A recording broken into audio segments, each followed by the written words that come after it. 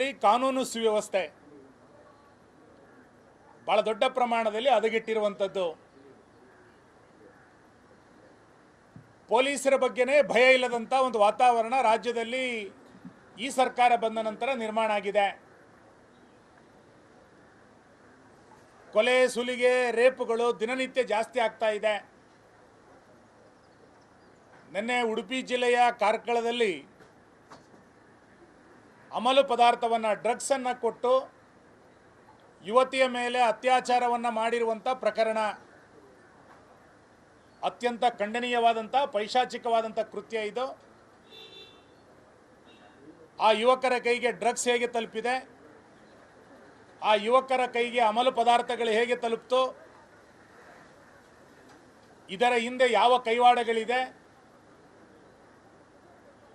ಹುಬ್ಬಳ್ಳಿಯ ಘಟನೆಗಳು ನಡೆದಾಗ ಲವ್ ಜಿಹಾದ್ ಅಂತ ಅಂದಾಗ ಅದನ್ನು ಮುಖ್ಯಮಂತ್ರಿಗಳಾದಿಯಾಗಿ ಗೃಹ ಸಚಿವರು ಅದನ್ನು ಅಲ್ಲಗಳೆದಿದ್ರು.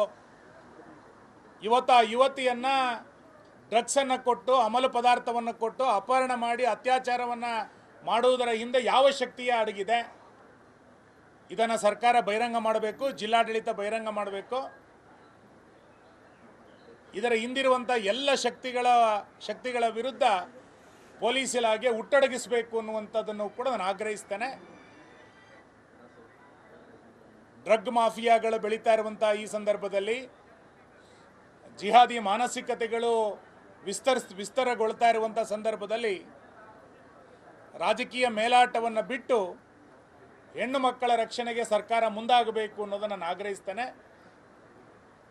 ಆ ಸಂತ್ರಸ್ತೆಗೆ ಹೆಚ್ಚಿನ ಚಿಕಿತ್ಸೆಯನ್ನು ಸರ್ಕಾರದ ವೆಚ್ಚದಲ್ಲಿ ಭರಿಸಬೇಕು, ಆಕೆಗೆ ಧೈರ್ಯವನ್ನು ಕೊಡಬೇಕು, ಆ ಕುಟುಂಬಕ್ಕೆ ಭದ್ರತೆಯನ್ನು ಕೊಡಬೇಕು ಅಂತೇಳಿ ನಾನು ಆಗ್ರಹಿಸ್ತೇನೆ. Thank you sir.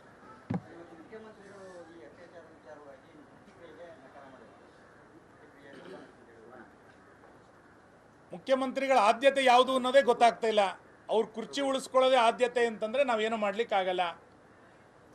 ಇಂಥ ಒಂದು ಪ್ರಕರಣ ಕರ್ನಾಟಕದಲ್ಲಿ ದಿನನಿತ್ಯ ನಡೀತಾ ಇರಬೇಕಾದ್ರೆ, ಜನ ಭಯಭೀತರಾಗಿರುವಂಥ ಸಂದರ್ಭದಲ್ಲಿ ರಾಜ್ಯದ ಜನರಿಗೆ, ರಾಜ್ಯದ ಹೆಣ್ಣು ಮಕ್ಕಳಿಗೆ ಧೈರ್ಯವನ್ನು ಕೊಡೋದ್ರ ಜೊತೆಯಲ್ಲಿ ಕ್ರಿಮಿನಲ್ಗಳಿಗೆ ಎಚ್ಚರಿಕೆಯನ್ನು ಕೂಡ ಒಬ್ಬ ಮುಖ್ಯಮಂತ್ರಿ, ಒಂದು ಸರ್ಕಾರ ಕೊಡಬೇಕಾಗಿತ್ತು.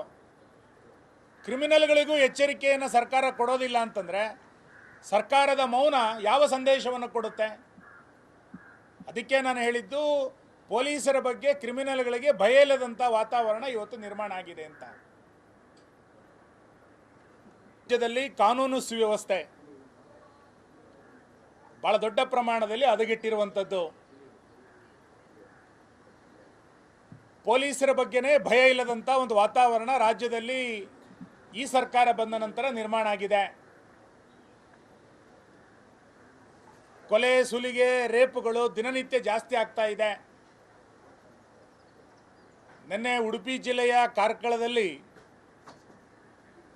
ಅಮಲು ಪದಾರ್ಥವನ್ನು, ಡ್ರಗ್ಸನ್ನು ಕೊಟ್ಟು ಯುವತಿಯ ಮೇಲೆ ಅತ್ಯಾಚಾರವನ್ನು ಮಾಡಿರುವಂಥ ಪ್ರಕರಣ ಅತ್ಯಂತ ಖಂಡನೀಯವಾದಂಥ ಪೈಶಾಚಿಕವಾದಂಥ ಕೃತ್ಯ ಇದು.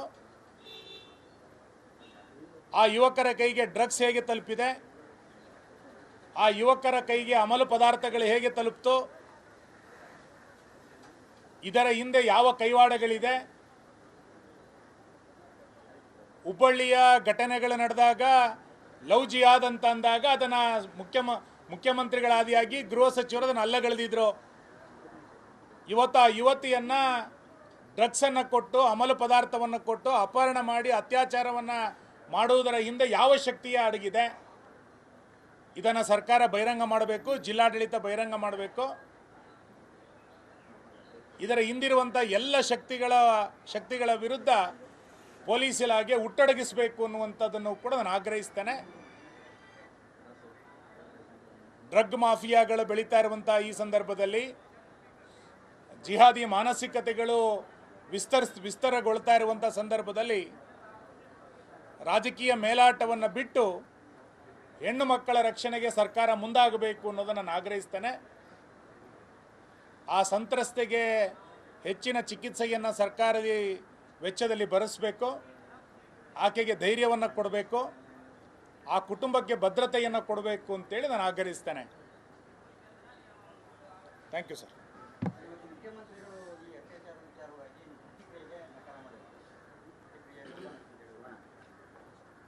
ಮುಖ್ಯಮಂತ್ರಿಗಳ ಆದ್ಯತೆ ಯಾವುದು ಅನ್ನೋದೇ ಗೊತ್ತಾಗ್ತಾ ಇಲ್ಲ. ಅವ್ರ ಕುರ್ಚಿ ಉಳಿಸ್ಕೊಳ್ಳೋದೇ ಆದ್ಯತೆ ಅಂತಂದರೆ ನಾವೇನು ಮಾಡಲಿಕ್ಕಾಗಲ್ಲ.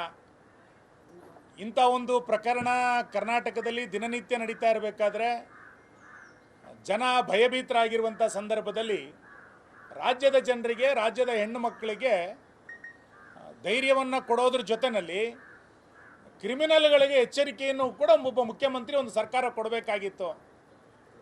ಕ್ರಿಮಿನಲ್ಗಳಿಗೂ ಎಚ್ಚರಿಕೆಯನ್ನು ಸರ್ಕಾರ ಕೊಡೋದಿಲ್ಲ ಅಂತಂದರೆ ಸರ್ಕಾರದ ಮೌನ ಯಾವ ಸಂದೇಶವನ್ನು ಕೊಡುತ್ತೆ?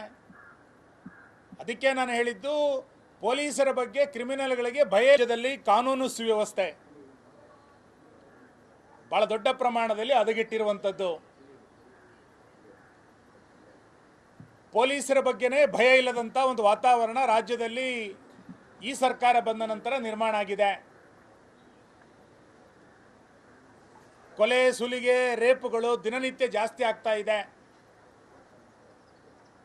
ನಿನ್ನೆ ಉಡುಪಿ ಜಿಲ್ಲೆಯ ಕಾರ್ಕಳದಲ್ಲಿ ಅಮಲು ಪದಾರ್ಥವನ್ನು, ಡ್ರಗ್ಸನ್ನು ಕೊಟ್ಟು ಯುವತಿಯ ಮೇಲೆ ಅತ್ಯಾಚಾರವನ್ನು ಮಾಡಿರುವಂಥ ಪ್ರಕರಣ ಅತ್ಯಂತ ಖಂಡನೀಯವಾದಂಥ, ಪೈಶಾಚಿಕವಾದಂಥ ಕೃತ್ಯ ಇದು. ಆ ಯುವಕರ ಕೈಗೆ ಡ್ರಗ್ಸ್ ಹೇಗೆ ತಲುಪಿದೆ, ಆ ಯುವಕರ ಕೈಗೆ ಅಮಲು ಪದಾರ್ಥಗಳು ಹೇಗೆ ತಲುಪ್ತು, ಇದರ ಹಿಂದೆ ಯಾವ ಕೈವಾಡಗಳಿದೆ? ಹುಬ್ಬಳ್ಳಿಯ ಘಟನೆಗಳು ನಡೆದಾಗ ಲವ್ ಜಿಹಾದ್ ಅಂತ ಅಂದಾಗ ಅದನ್ನು ಮುಖ್ಯಮಂತ್ರಿಗಳಾದಿಯಾಗಿ ಗೃಹ ಸಚಿವರು ಅದನ್ನು ಅಲ್ಲಗಳೆದಿದ್ರು. ಇವತ್ತು ಆ ಯುವತಿಯನ್ನು ಡ್ರಗ್ಸನ್ನು ಕೊಟ್ಟು, ಅಮಲು ಪದಾರ್ಥವನ್ನು ಕೊಟ್ಟು ಅಪಹರಣ ಮಾಡಿ ಅತ್ಯಾಚಾರವನ್ನು ಮಾಡುವುದರ ಹಿಂದೆ ಯಾವ ಶಕ್ತಿಯ ಅಡಗಿದೆ? ಇದನ್ನು ಸರ್ಕಾರ ಬಹಿರಂಗ ಮಾಡಬೇಕು, ಜಿಲ್ಲಾಡಳಿತ ಬಹಿರಂಗ ಮಾಡಬೇಕು. ಇದರ ಹಿಂದಿರುವಂಥ ಎಲ್ಲ ಶಕ್ತಿಗಳ ವಿರುದ್ಧ ಪೊಲೀಸ್ ಇಲಾಖೆ ಹುಟ್ಟಡಗಿಸಬೇಕು ಅನ್ನುವಂಥದ್ದನ್ನು ಕೂಡ ನಾನು ಆಗ್ರಹಿಸ್ತೇನೆ. ಡ್ರಗ್ ಮಾಫಿಯಾಗಳು ಬೆಳೀತಾ ಇರುವಂಥ ಈ ಸಂದರ್ಭದಲ್ಲಿ, ಜಿಹಾದಿ ಮಾನಸಿಕತೆಗಳು ವಿಸ್ತಾರಗೊಳ್ತಾ ಇರುವಂಥ ಸಂದರ್ಭದಲ್ಲಿ ರಾಜಕೀಯ ಮೇಲಾಟವನ್ನು ಬಿಟ್ಟು ಹೆಣ್ಣು ಮಕ್ಕಳ ರಕ್ಷಣೆಗೆ ಸರ್ಕಾರ ಮುಂದಾಗಬೇಕು ಅನ್ನೋದನ್ನು ನಾನು ಆಗ್ರಹಿಸ್ತೇನೆ.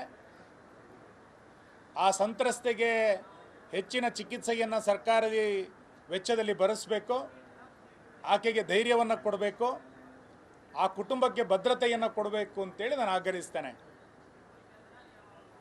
Thank you sir.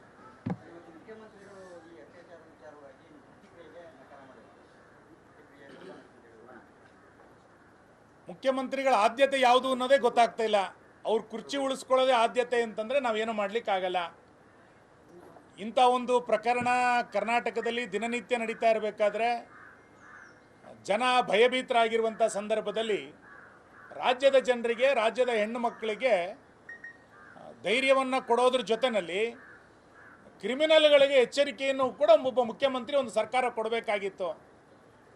ಕ್ರಿಮಿನಲ್ಗಳಿಗೂ ಎಚ್ಚರಿಕೆಯನ್ನು ಸರ್ಕಾರ ಕೊಡೋದಿಲ್ಲ ಅಂತಂದರೆ ಸರ್ಕಾರದ ಮೌನ ಯಾವ ಸಂದೇಶವನ್ನು ಕೊಡುತ್ತೆ? ಅದಕ್ಕೆ ನಾನು ಹೇಳಿದ್ದು, ಪೊಲೀಸರ ಬಗ್ಗೆ ಕ್ರಿಮಿನಲ್ಗಳಿಗೆ ಭಯ ಇಲ್ಲದಂಥ ವಾತಾವರಣ ಇವತ್ತು ನಿರ್ಮಾಣ ಆಗಿದೆ ಅಂತ.